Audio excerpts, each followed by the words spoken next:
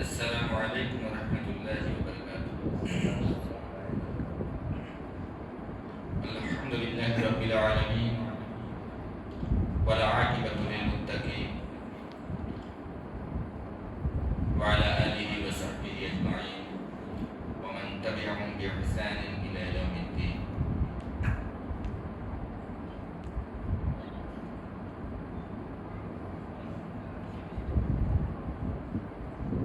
محترم حاضرین،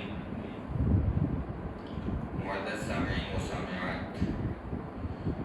آج کے درس میں انشاءاللہ زکوٰۃ الفطر کے تعلق سے زکوٰۃ الفطر فرض ہے تو کیوں فرض ہے، اور کتنا ادا کرنا فرض ہے، اس کے مقاصد کیا ہیں، اغراض و مقاصد کے بارے میں پیارے نبی صلی اللہ علیہ وسلم کی حدیث کی روشنی میں سمجھیں گے۔ اور اس کے لیے ہم نے جو پہلے حدیث کا انتخاب کیا ہے وہ عبداللہ بن عمر رضی اللہ تعالی عنہما بیان کرتے ہیں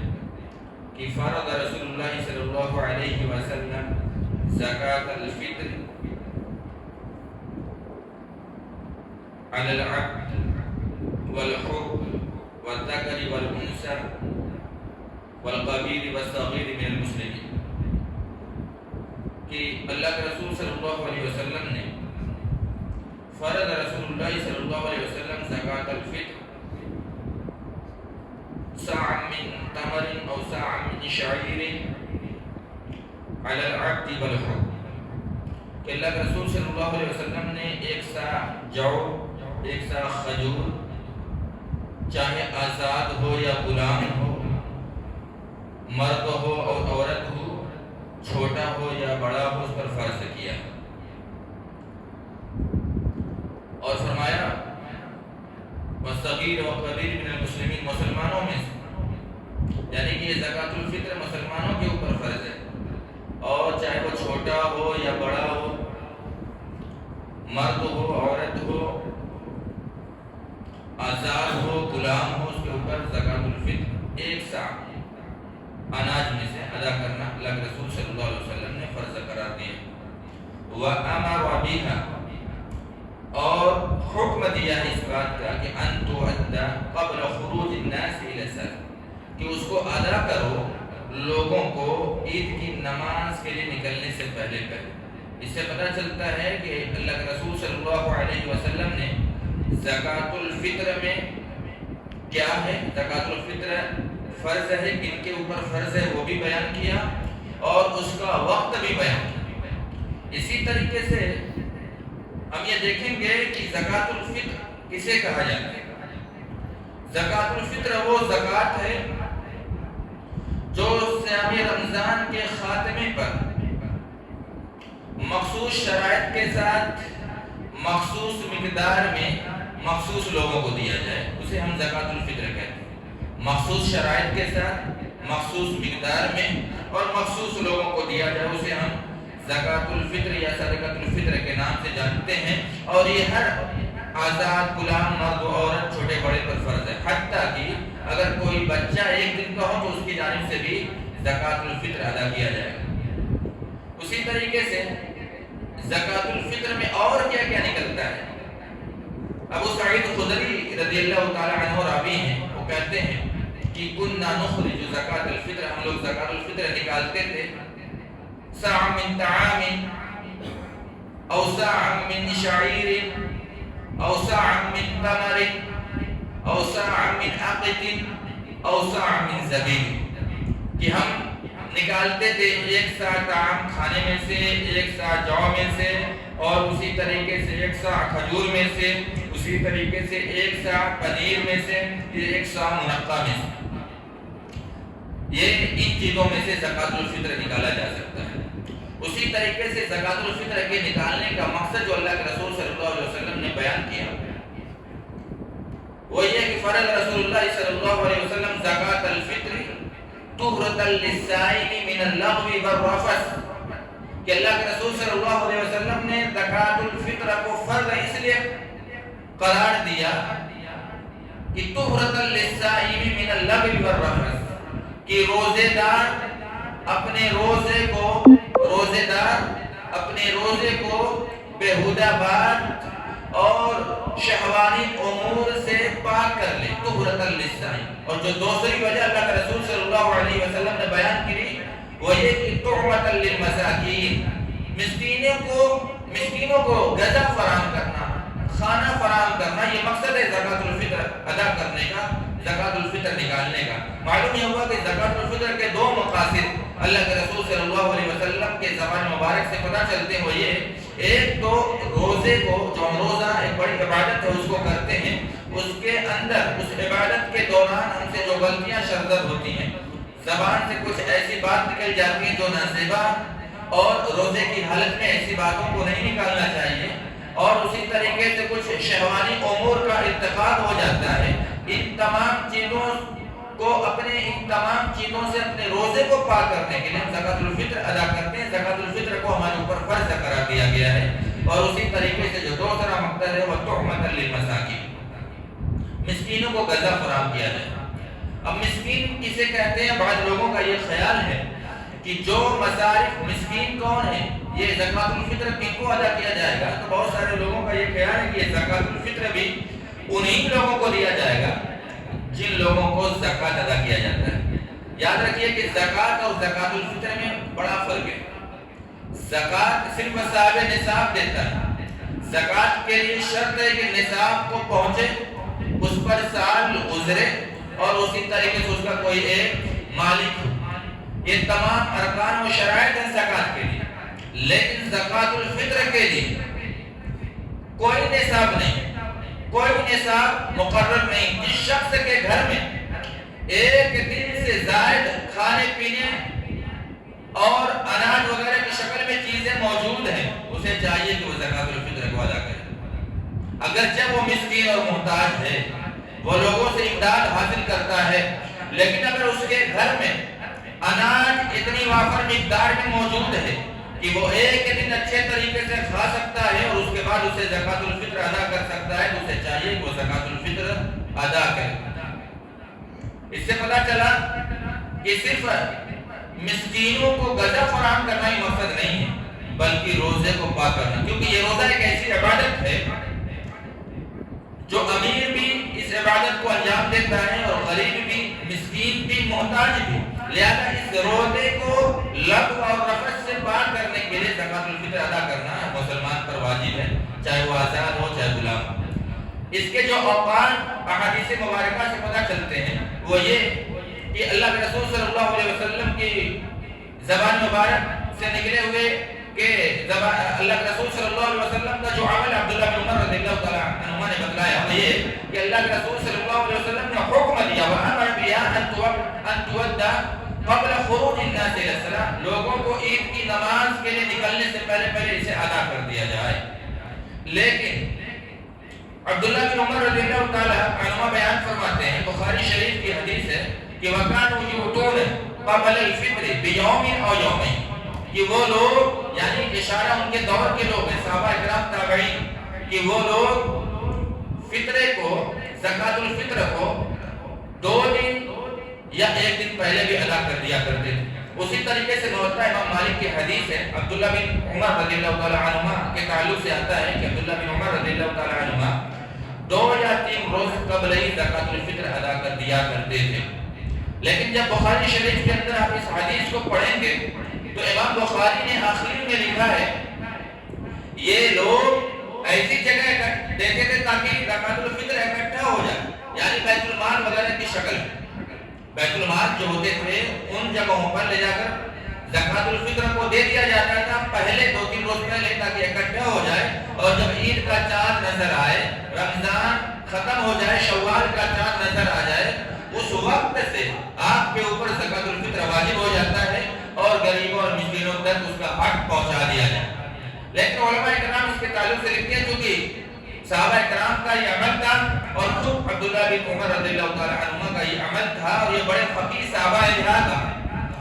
اگر کوئی شخص عید کا چاند دیکھنے سے پہلے 2 یا 3 روز قبل ادا کر لیتا ہے زکوٰۃ الفطر کو مصلحت کے تحت، تو اس میں کوئی حرج کی بات نہیں. لیکن جو زکوٰۃ الفطر ہم پر واجب ہوتا ہے وہ عید کا چاند نظر آنے سے لے کر عیدگاہ کی نماز کے لیے جانے سے پہلے تک ہے۔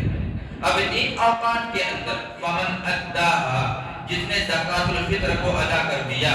فہی زکوٰۃ مقبولہ، ان اوقات کے اندر نماز عید سے پہلے جس نے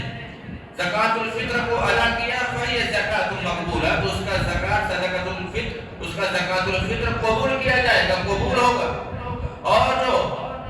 من اداہا بعد الصلاۃ، اور جو نماز عید کے بعد ادا کرتا ہے، فہی صدقۃ من الصدقات، تو عام صدقوں میں سے ایک صدقہ ہے، وہ زکوٰۃ الفطر میں شمار نہیں ہوگا۔ تو اس سے پتہ چلتا ہے کہ زکوٰۃ الفطر کے جو خاص وقت ہے وہ یہ ہے کہ عید کا چاند نظر آنے سے لے کر عید کی نماز جانے سے پہلے اس کو ادا کر دیا جائے، یہ واجبی وقت ہے، یعنی انہی اوقات میں ہم پر واجب ہے کہ زکوٰۃ الفطر ادا کیا جائے۔ مصلحت کے تحت اور صحابہ کی سنت پر عمل کرتے ہوئے 2-3 روز قبل اگر زکوٰۃ الفطر ادا کر لیا جائے تو اس میں کوئی حرج کی بات نہیں۔ اور زکوٰۃ الفطر ہمیں یہ دیکھنا چاہیے کہ کون محتاج ہے، کون غریب ہے اور کون مسکین ہے، جس کے گھر میں عید کے دن کھانا بنانے کے لیے چیزیں میسر نہیں ہیں، تو ایسے لوگوں تک خود ذمہ داری ہم کو اٹھانا چاہیے، ایسے لوگوں تک پہنچنا چاہیے اور ان تک اناج پہنچانا چاہیے۔ ایک سا کا جو لفظ حدیث کے اندر آتا ہے وہ 4 مد کا ایک سا بنتا ہے، اور ایک مد کہتے ہیں یہ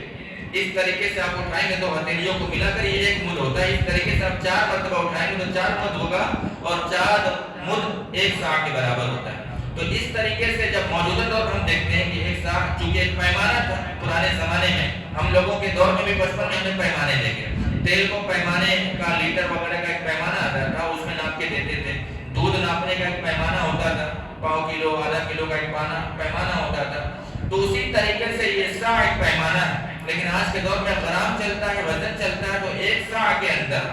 جتنا اناج آتا ہے تو ایک محتاط وزن 2.5 کلو گرام کا رکھا گیا، اور جس علاقے میں جس چیز کی عادت ہو، جو چیز کھائی جاتی ہو اناج کی شکل میں، اسی چیز کو زکوٰۃ الفطر کی صورت میں دیا جائے گا، اور 2.5 کلو کی شکل میں گھر کے ہر ایک فرد کی جانب سے، چاہے چھوٹا ہو بڑا ہو، مرد ہو عورت ہو، اس کی جانب سے زکوٰۃ الفطر ادا کیا جائے گا۔ تو اس طریقے سے تمام احادیث کی نظر میں سب سے پہلے ہمیں یہ پتہ چلا کہ زکوٰۃ الفطر میں کیا کیا ادا کیا جا سکتا ہے، وہ یہ کہ جو، کھجور، منقہ، کشمش، پنیر آدی یہ تمام چیزیں زکوٰۃ الفطر کے عوض میں، زکوٰۃ الفطر کی شکل میں 2.5 کلو کی شکل میں جو ادا کی جا سکتی ہے۔ اسی طریقے سے یہ بھی پتہ چلا کہ اس کے ادا کرنے کے اوقات کیا ہیں، اور کب ادا کریں گے تو قبول ہوگا اور کب ادا کریں گے تو قبول نہیں ہوگا۔ اسی طریقے سے عبداللہ بن عمر رضی اللہ تعالی عنہما کے جو کہ عمل سے یہ پتہ چلتا ہے کہ وہ 2-3 روز قبل بھی زکوٰۃ الفطر لوگوں تک پہنچا دیا کرتے تھے۔ تو اس طریقے سے انہی صحابہ کی سنت پر عمل کرتے ہوئے اور اللہ کے رسول صلی اللہ علیہ وسلم کی سنت پر عمل کرتے ہوئے ہمیں زکوٰۃ الفطر کو ادا کرنا چاہیے۔ اس کے بعد لوگ عید کی نماز کے لیے نکلتے ہیں۔ آپ جب دیکھیں گے کہ عید مسلمانوں کا ایک بڑا تہوار ہے، اور ہر مذاہب کے اندر اس طریقے کے تہوار آتے ہیں، لیکن مسلمانوں کے لیے 2 ہی بڑے تہوار ہیں، عید الفطر اور ایک عید الاضحیٰ۔ جیسا کہ اللہ رب العالمین نے قرآن مجید کے اندر ارشاد فرمایا فَصَلِّ لِرَبِّكَ وَانْحَرْ، اپنے رب کے لیے نماز پڑھو اور قربانی کر۔ تو یہ جو نماز ہے یہ عید کی نماز ہے اور قربانی، تو یہ عید کی نماز کے اندر ہم اللہ رب العالمین کے سامنے سجدہ ریز ہوتے ہیں، اللہ رب العالمین کا شکریہ ادا کرتے ہیں ان چیزوں کے بدلے میں جو اللہ رب العالمین نے ہمیں اس 1 مہینے کے اندر توفیق بخشی۔ 1 مہینہ ہم نے اللہ رب العالمین کی عبادت کی،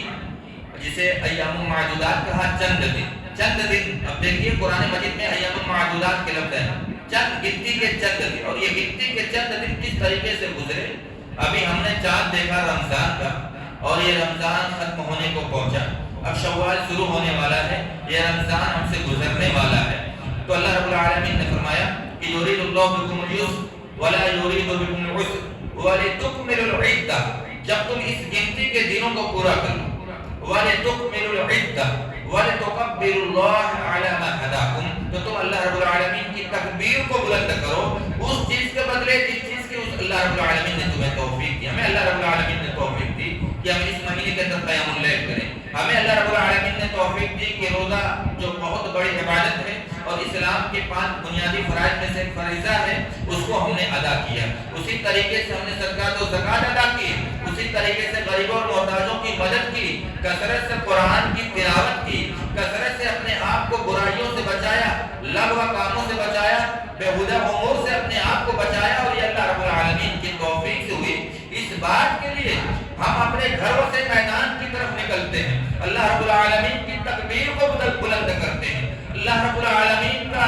شکریہ ادا کرتے ہیں، اللہ رب العالمین کی بڑائی بیان کرتے ہیں، اتحاد اور اتفاق کا ثبوت دیتے ہیں، اور ایک کھلے میدان میں نکلتے ہیں عیدگاہ کی طرف، اور اللہ رب العالمین کا شکریہ کے طور پر 2 رکعت نماز ادا کرتے ہیں،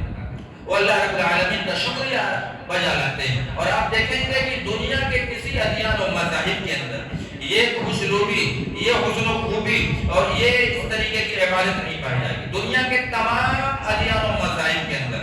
ناچ گانی، فواحش، شور شرابہ آپ دیکھیں گے، لیکن اسلام ایک ایسا مذہب ہے اور اس کی خوبصورتی یہ ہے کہ اس کے تہوار میں بھی ہم اللہ رب العالمین کی بڑائی بیان کرتے ہیں، اللہ رب العالمین کے شکرانے کے طور پر 2 رکعت عید کی نماز ادا کرتے ہیں، پھر اللہ رب العالمین سے ہم دعا کو ہوتے ہیں خطبے کے بعد۔ یہ تمام چیزیں اسلام کو بہترین اور خوبصورت بنا دیتی ہیں، لیکن افسوس کہ بہت سارے مسلمان اس خوشی کے دن کو منکرات سے بھر دیتے ہیں، فواحشات سے بھر دیتے ہیں۔ یہ وہ دن ہے جس دن ایک مسلمان خوشی مناتا ہے اس چیز کے لیے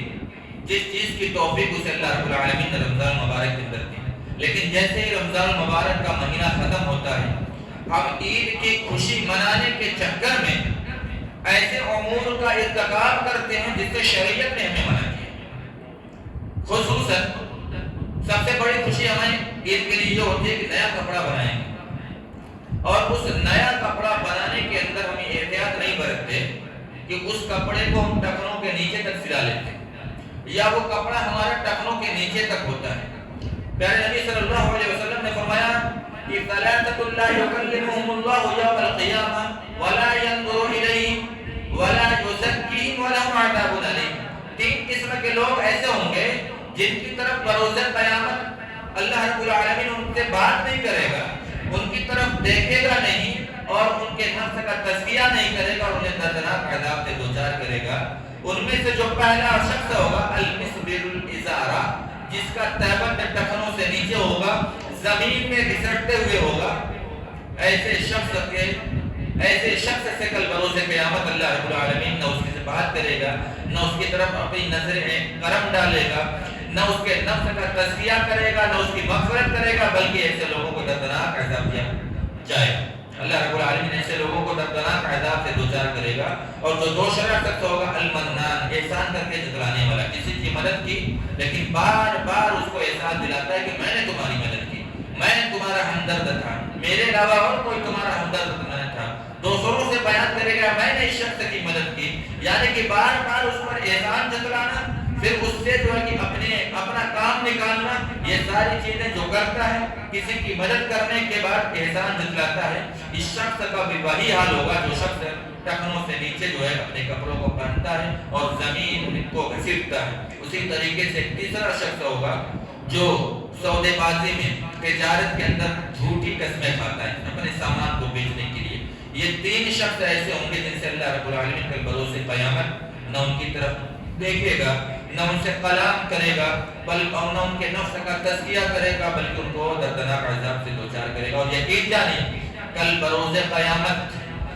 انسانوں کے لیے جو سب سے بڑی، متقیوں اور پرہیزگاروں کے لیے اور مسلمانوں کے لیے جو سب سے بڑی نعمت ہوگی وہ یہ کہ اللہ رب العالمین ان سے بات کرے، ان کی طرف اپنی نظر کرم ڈالے، لوگ اللہ رب العالمین کا دیدار کرے۔ دیدار الہی سے بڑی کوئی نعمت نہیں ہو حاصل ہوگی کل بروز قیامت۔ اور یہ جو ٹخنوں سے نیچے کپڑا پہنتے ہیں دیدار الہی سے محروم ہو جائیں گے، اللہ رب العالمین کی نظر و کرم سے محروم ہو جائیں گے، اللہ رب العالمین کے کلام الہی سے محروم ہو جائیں گے۔ لہذا عید کے دن، عید کی خوشیوں میں ہم اتنے بیگانے نہ ہو جائیں کہ منکرات کا ارتکاب کریں، ایسی چیز کا ارتکاب کریں جس کی عوض میں کل بروز قیامت ہمیں عذاب دیا جائے۔ اللہ کے رسول صلی اللہ علیہ وسلم نے فرمایا کہ ایک شخص تھا جو اپنے کپڑے کو گھسیٹتے ہوئے چلتا تھا، گھسیٹتے ہوئے چلتا تھا، اور اسی طریقے سے ایک ایسا شخص تھا بالوں کو بڑا سنوارتا اور بناتا تھا اور زمین پر بڑا عقل میں چلتا تھا. بہت سارے ایسے نوجوان ہیں جو اپنے بالوں کو بڑا رکھتے ہیں اور ان کے اندر تکبر ایک آ جاتا ہے, ایک رائے پیدا ہوتی ہے, ہر وقت بالوں میں ہاتھ پھیرنا اور زمین پر تھوڑا سا بناوٹی انداز میں چلنا. اللہ رب العالمین کو یہ ادا پسند نہیں آئی, بطور عذاب اس کو زمین میں دھسا دیا اللہ رب العالمین, اور تا قیامت اس کو وہی عذاب دیا جائے گا, زمین میں دھستا جائے گا. لہذا یہ اللہ کی زمین ہے, ہم اللہ کے آسمان کے نیچے زندگی گزارتے ہیں اور سانس لیتے ہیں. ہمارا کوئی حق نہیں بنتا, ہمارا کوئی حق نہیں بنتا کہ ہم تکبر سے چلیں, اپنے کپڑے کو بطور تکبر زمین میں گھسیٹیں اور اپنے آپ کو اس انداز میں زمین میں چلائیں, لوگوں کو محسوس ہو کہ یہ اترا رہا ہے, یہ تکبر اور فخر و غرور کر رہا ہے اپنے اوپر. اللہ رب العالمین کو تکبر پسند نہیں. تکبر کسی کے لیے جائز ہے تو اللہ رب العالمین کے لیے لائق و زیبا ہے, اور کسی انسان کے لیے یہ زیب نہیں دیتا کہ وہ تکبر کرے. تو یہ پہلی چیز تھی جو کپڑوں کی شکل میں لوگ منکرات کا ارتکاب کرتے ہیں. ٹخنوں سے نیچے اپنے کپڑوں کو پہنتے ہیں, بڑا کپڑا سلاتے ہیں اور گھسیٹتے ہوئے عیدگاہ کی نماز کے لیے جاتے ہیں. اللہ رب العالمین نے جس چیز کی توفیق دی رمضان مبارک کے مہینے میں, اس چیز کو ادا کرنے کے لیے ہم جاتے ہیں, اللہ رب العالمین کا شکریہ ادا کرنے جاتے ہیں. تو ہمیں عاجزی و انکساری کے ساتھ اللہ رب العالمین کی تکبیر کو بلند کرنے کے ساتھ ساتھ اتحاد اور اتفاق کا پیغام دینے کے لیے عیدگاہ کی طرف جانا چاہیے, اور ہمارے کپڑے سنت کے مطابق, رسول اللہ صلی اللہ علیہ وسلم کے قول کے مطابق اور شریعت کے مطابق ہونے چاہیے, ورنہ کوئی غیروں کی شبیہ ہمارے کپڑوں میں نہیں آنی چاہیے. من تشبہ بقوم فہو منہم, جو کسی قوم کی مشابہت اختیار کرتا ہے انہی میں سے ہو جاتا ہے. اسی طریقے سے خواتین کے تعلق سے یہ دیکھا جاتا ہے کہ خواتین بھی منکرات کا ارتکاب کرتی ہیں. ان میں سے جو سب سے عیا چیز ہے, جو سب سے ظاہر چیز ہے خواتین کے تعلق سے, وہ اپنے آئی برو کو بنانا, اللہ رب العالمین کی تخلیق میں تبدیلی کرنا, اللہ رب العالمین نے انہیں جیسے پیدا کیا ہے اس کے اندر تغیر کرنا, اپنے آئی برو کو بنواتی ہیں. اسی طریقے سے ایسے زیورات کا استعمال کرتی ہیں, جب وہ راستے میں نکلتی ہیں تو اس سے آواز پیدا ہوتی ہے. اسی طریقے سے خوشبو کا اہتمام کرتی ہیں, جب وہ جس راستے سے جاتی ہیں پتہ چلتا ہے کہ ادھر سے کچھ اور طے گئی ہوں, اور لوگوں کی توجہ ان کی جانب ہو جاتی ہے, لوگ ان کے تعلق سے بات کرنا شروع کر دیتی ہیں. یاد کریے تمام چیزوں کو شریعت نے حرام کرا دیا. آئی برو بنانا یہ اللہ رب العالمین کی نافرمانی ہے. اللہ کے رسول نے لعنت بھیجی ہے ایسی عورتوں پر لعنت بھیجی گئی ہے جو اللہ رب العالمین کی تخلیق میں تبدیلی پیدا کرتی ہیں, اپنے آپ کو خوبصورت بنانے کے لیے, لوگوں کو اپنی طرف متوجہ کرنے کے لیے, اور وہ بھی ایک مسلمان گھرانے سے عورتیں نکلتی ہیں. ان کے گارجینوں کو, ان کے والدین کو اس پر روک لگانی چاہیے کہ شریعت میں جس چیز کو حرام قرار دیا ہے اس طریقے سے یہ عمل کا ارتکاب کرتی ہیں عورتیں. اسی طریقے سے عورتوں کے اندر ایک اور کمی پائی جاتی ہے, اونٹ کی کوہان کی شکل میں اپنے جوڑے کو باندھتی ہیں, بالوں کے جوڑے کو اونٹ کی کوہان کی شکل میں. یہ پیشن گوئی اللہ کے رسول صلی اللہ علیہ وسلم کی ایسی عورتوں کے اوپر بھی اللہ کے رسول صلی اللہ علیہ وسلم کی لعنت, فرشتوں کی لعنت ہے ایسی عورتوں کے اوپر جو اونٹ کی کوہان کی شکل میں اپنے جو ہے جوڑوں کو باندھ کر اٹھاتی ہیں, اس پر مسپیس وغیرہ لگاتی ہیں. مسلمان خصوصاً نوجوان بچیوں کے اندر یہ کثرت سے دیکھا جاتا ہے کہ اس طریقے سے بال باندھتی ہیں. شریعت نے اس چیز سے بھی منع فرمایا ہے. لہذا جب عید کی نماز کے لیے جائیں تو شعائر اسلام کو اپنائیں, سنت کو اپنائیں, اور دیکھیں کہ ایک مومنہ کا لباس کس طریقے سے ہونا چاہیے, ایک مومنہ کی چال اور ڈھال کس طریقے سے ہونی چاہیے, ایک مومنہ عورت جب باہر نکلتی ہے تو کس طریقے سے نکلتی ہے. اما عائشہ کس طریقے سے نکلتی تھی, اسی طریقے سے صحابیات کا زندگی کا مطالعہ کریں کہ وہ جب باہر نکلتی تھی تو کس طریقے سے پردے کا اہتمام کرتی تھی. ان چیزوں کا خاص طور سے عید کے موقع پر خصوصاً اہتمام کرنا چاہیے. اسی طریقے سے دیکھا جاتا ہے عید کے موقع پر ہم خوشیاں منانے کے چکر میں غیر محرم سے بھی جو ہے مسافہ کرنا شروع کر دیتے ہیں. جو عورتیں ہمارے لیے حلال نہیں, جن سے پردہ شریعت نے کیا ہے, اگرچہ ہم ان سے پردہ نہیں کرتے اسلام میں ہندوستانی تہذیب کو اپناتے ہوئے, لیکن شریعت نے جن سے ہمارے لیے پردہ قرار دیا ہے, جو ہمارے لیے حلال نہیں ہے, جن کو چھونا ہمارے لیے حلال نہیں ہے. جوائنٹ فیملی کا ماحول ہندوستان کے اندر ہے, اکثر مسلمان گھرانوں کے اندر, اور کئی بھائیوں کی بیٹیاں اور بہنیں جب اس طریقے کا دینی ماحول, جب اس طریقے کا کوئی تہوار آتا ہے, لوگ مبارکباد پیش کرنے کے لیے چچا کے بیٹی سے, ماموں کے بیٹی سے, اسی اسی طریقے سے ماموں کی بیٹیاں چچا کے بیٹے سے، خالہ کے بیٹے سے مصافحہ کرتی ہیں، یہ کسی طریقے سے جائز اور درست نہیں ہے، یہ بھی منکرات میں سے آتا ہے اور یہ بھی حرام چیزوں میں اس کا شمار ہوتا ہے، ایسی چیزوں سے بچنا چاہیے۔ عید کے موقع پر غیر محرم سے ہاتھ ملا کر مبارکباد پیش کرنا یہ جائز اور درست نہیں ہے۔ اللہ کے رسول صلی اللہ علیہ وسلم نے جب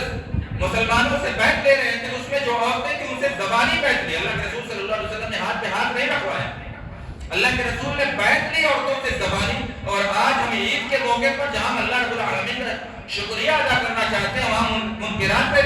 ارتکاب کرتے ہیں، حرام چیزوں کا ارتکاب کرتے ہیں، ہمارے گھر کی بچیاں ہمارے سامنے غیروں سے ہاتھ ملاتی ہیں جن سے شریعت نے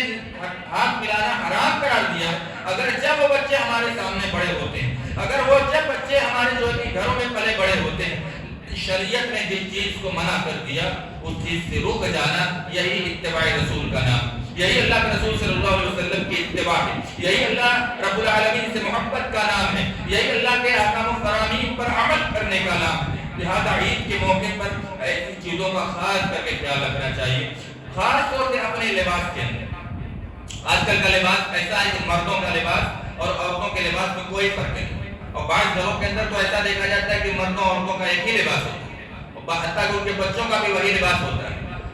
اسلام نے مردوں کو عورت کی مشابہت اختیار کرنے اور عورتوں کو مرد کی مشابہت اختیار کرنے سے منع کرنا ہے۔ لہذا مردوں کو چاہیے کہ مردوں والا کپڑا پہنے، عورتوں کو چاہیے کہ عورتوں والا کپڑا پہنے۔ شریعت نے عورتوں کو منع فرمایا ہے کہ مردوں کی مشابہت اختیار کریں، اور مردوں کو منع کیا گیا ہے کہ عورتوں کی مشابہت اختیار کریں۔ اور جب آپ دیکھیں گے عید کے موقع پر تو بہت سارے نوجوان جو ہے کہ زیور سے آراستہ اور پیراستہ ہوتے ہیں، سج بج کر کان میں، گلے میں، اور اسی طریقے سے ہاتھ میں کڑے وغیرہ، جو یہ کڑے کس کی مشابہت ہے؟ عورتیں جو چوڑی پہنتی ہیں ان کی مشابہت ہے۔ من تشبہ بقوم فہو منہ، عورتوں کی مشابہت اختیار کرنے سے شریعت نے منع فرمایا۔ بہت سارے مرد ہاتھ میں کڑے پہنتے ہیں، چاہے وہ سونے کے نہ ہوں، لیکن عورتوں کی چوڑی کی مشابہت ہے، اس لیے وہ جائز اور درست نہیں، کیونکہ عورتوں کا جو چیز استعمال کی، چاہے وہ زیورات میں ہو چاہے وہ کپڑے میں ہو، مردوں کے لیے جو ہے وہ جائز نہیں ہے عورتوں کی مشابہت کرنا، الا یہ کہ رسالت مآب صلی اللہ علیہ وسلم کی زبان مبارک سے کوئی چیز صادر ہوئی،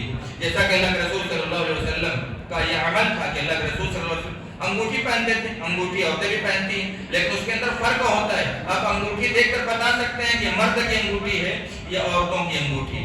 لہذا ان چیزوں سے بچنا چاہیے جو عورتوں کے لیے مخصوص ہے، ایسی چیزوں کو مردوں کو جو ہے کہ حاصل کرنے سے، مردوں کو استعمال کرنے سے بچنا چاہیے۔ اسی طریقے سے عید کے موقع پر جہاں ہمیں اللہ رب العالمین کا شکریہ ادا کرنا چاہیے، اللہ رب العالمین کا ذکر و اذکار کرنا چاہیے، وہیں ہم جیسے ہی عید کی نماز ختم ہوتی ہے،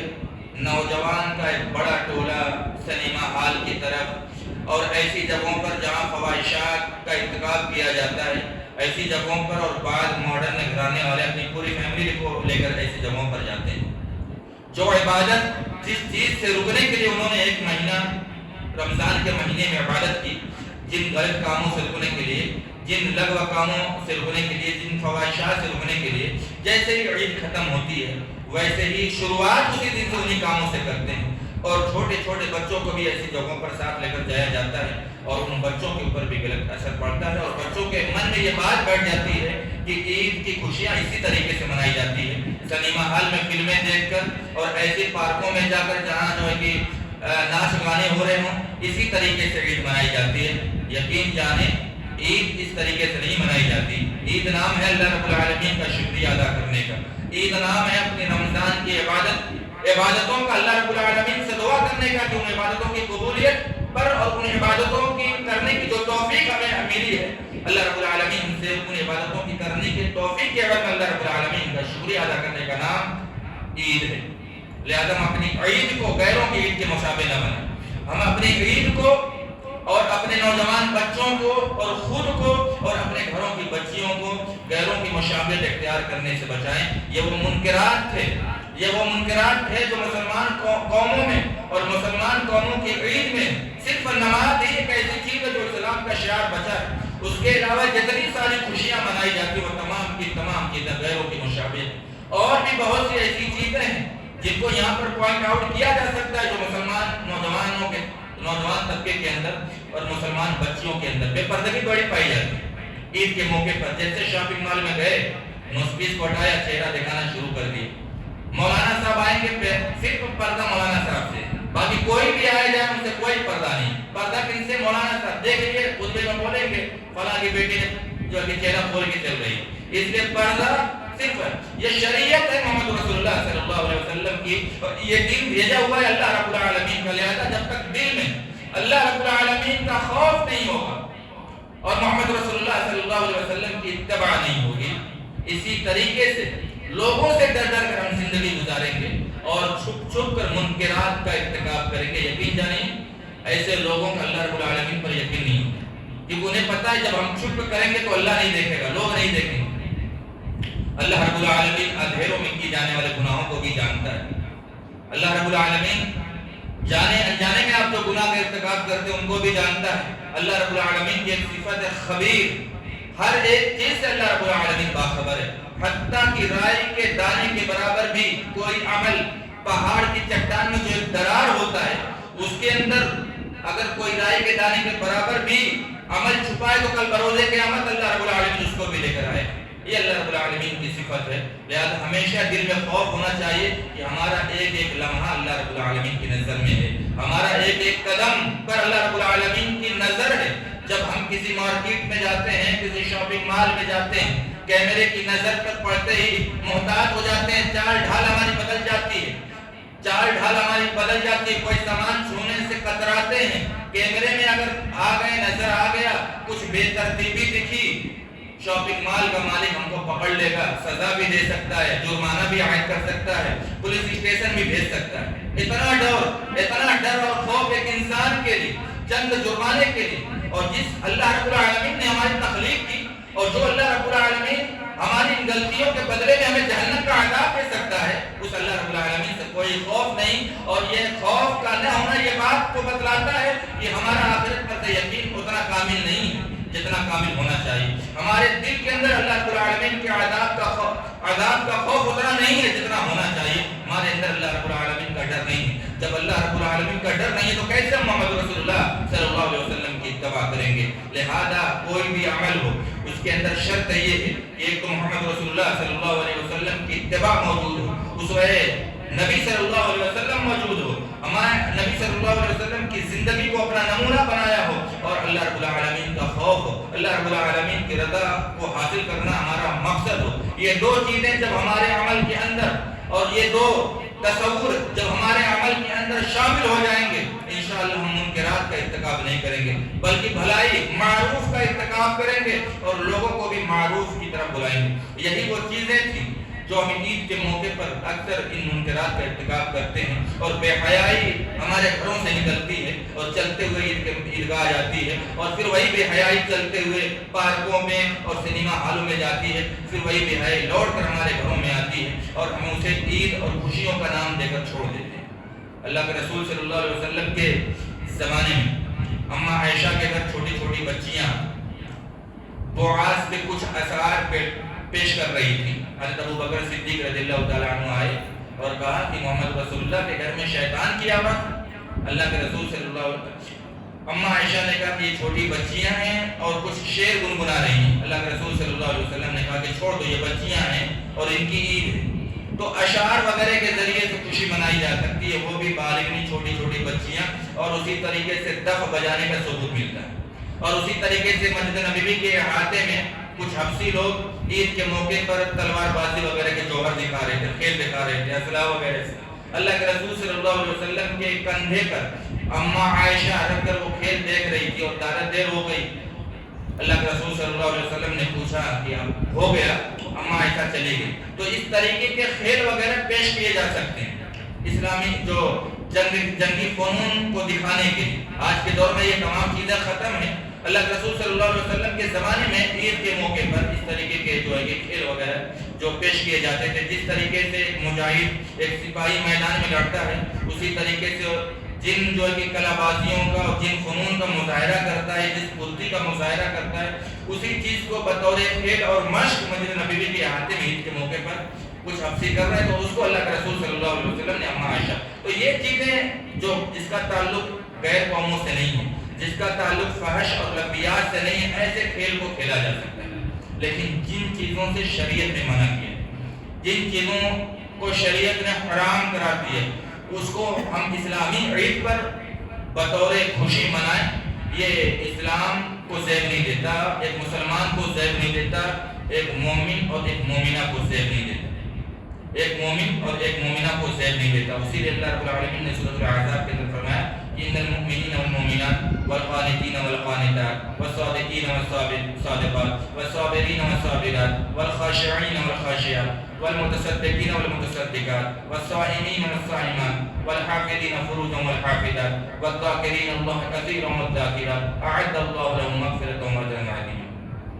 مومن مرد، مومن عورتیں، قناعت کرنے والے مرد، قناعت کرنے والی عورتیں، صبر کرنے والے مرد، صبر کرنے والے جو عورتیں، سچ بولنے والے مرد، سچ بولنے والی عورتیں، اللہ رب العالمین سے ڈرنے والے مرد، ڈرنے والی عورتیں، صدقہ کرنے والے مرد، صدقہ کرنے والی عورتیں، روزہ رکھنے والے مرد، روزہ رکھنے والی عورتیں، اور اپنی شرمگاہوں کی حفاظت کرنے والی عورتیں، والحافظین فروجا والحافظات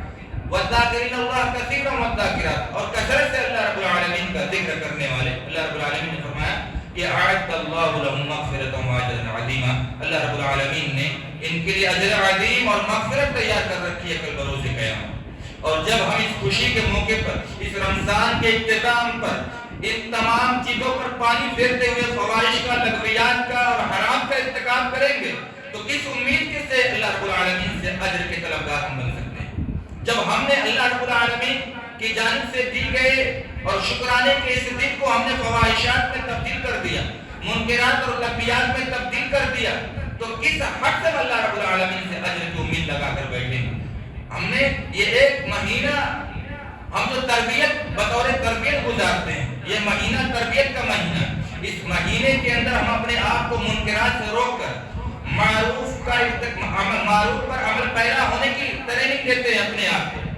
ہم اپنے آپ کو جھوٹ بولنے سے روکتے ہیں اور پریکٹس کرتے ہیں کہ جھوٹ کی عادت ہم سے ختم ہو جائے۔